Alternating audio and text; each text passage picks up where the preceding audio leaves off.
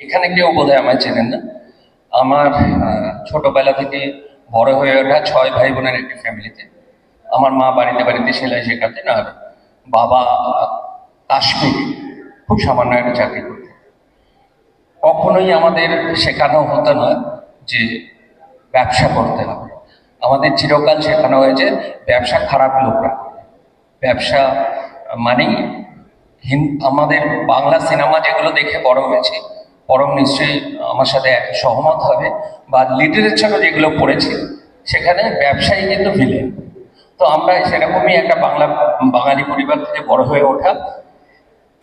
বাবা মার স্বপ্ন ছিল সরকারি চাকরি করব, কিন্তু পড়াশোনা কোনোদিনই খুব একটা ভালো লাগতো না বলে পাশ কাটিয়ে চলে যাওয়া।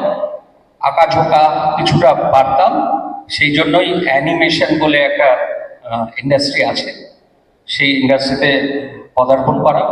সেখানে আমরা শুরু করেছিলাম বাংলারই কতগুলো চ্যানেল থেকে। আপনারা যারা নিউজ চ্যানেল দেখেন, এবিপি আনন্দ, বোধহয় কেস দেবেন না প্লিজ, হীরক রাজার দরবারে এই ধরনের অ্যানিমেশন দেখেছেন। এর পরবর্তীকালে জি বাংলা, স্টার জলসায়, এই ধরনের চ্যানেলে আমরা কাজ করি। এরপরে আমার পার্টনার অনুরাগ চিলিবার এখানে আছেন, উনি আমাকে নিয়ে যান জোর করেই বলা যেতে পারে মুম্বাইতে। তার কারণ এখানে চ্যানেলগুলোর পেইং ক্যাপাসিটি খুব কম ছিল। তারপরে প্রায় 4 বছর আমাদের কেউ কাজ দেয়নি। আস্তে আস্তে আমরা Disney, Nickelodeon, cartoon network, Pogo, যত ন্যাশনাল এবং ইন্টারন্যাশনাল চ্যানেল আছে তাদের জন্য অ্যানিমেশনের কাজ করেছি। আমাদের স্টুডিও এখানেই সামনে, সায়েন্স সিটির সামনে। প্রায় 1000 এমপ্লয়ি বলে ভুল হবে, সহকর্মী আমার সাথে কাজ করে। আমাদেরই ছাত্রছাত্রী, কারণ আমার নিজের একটা অ্যানিমেশন একাডেমি আছে, সেখান থেকে ছেলেমেয়েরা শেখে এবং আমাদের কোম্পানিতে জয়েন করে। রিসেন্টলি আমরা একটা কাজ করেছি, যেটা হয়তো অনেকে দেখেছেন, অনেকে হয়তো বা দেখেনি। নেটফ্লিক্সে কুরুক্ষেত্র বলে একটা কাজ হয়েছে। কুরুক্ষেত্র আমাদের এখান থেকে তৈরি হয়েছে, যেটা নেটফ্লিক্সে 192টা দেশে সম্প্রচারিত হচ্ছে। আমার মনে হয় যে এর আগে নেটফ্লিক্সে কোনো অ্যানিমেশন সিরিজ ভারতবর্ষ থেকে যায়নি, যেটা আমরা কলকাতা থেকে করতে পেরেছি।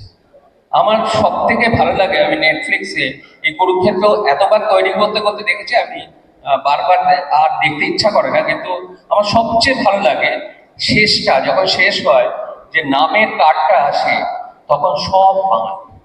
খুঁজেও কিন্তু আপনারা বাংলার বাইরে লোকজন পাবেন না, আর কিছু নন বেঙ্গলি পাবেন, তাদের আমি বাঙালি বলি, কারণ কলকাতায় যে বড় হয়েছে নন বেঙ্গলি, তারা আপাতমস্তক বাঙালি। কারণ ওই যে আমার পার্টনার বসে আছেন অনুরাগ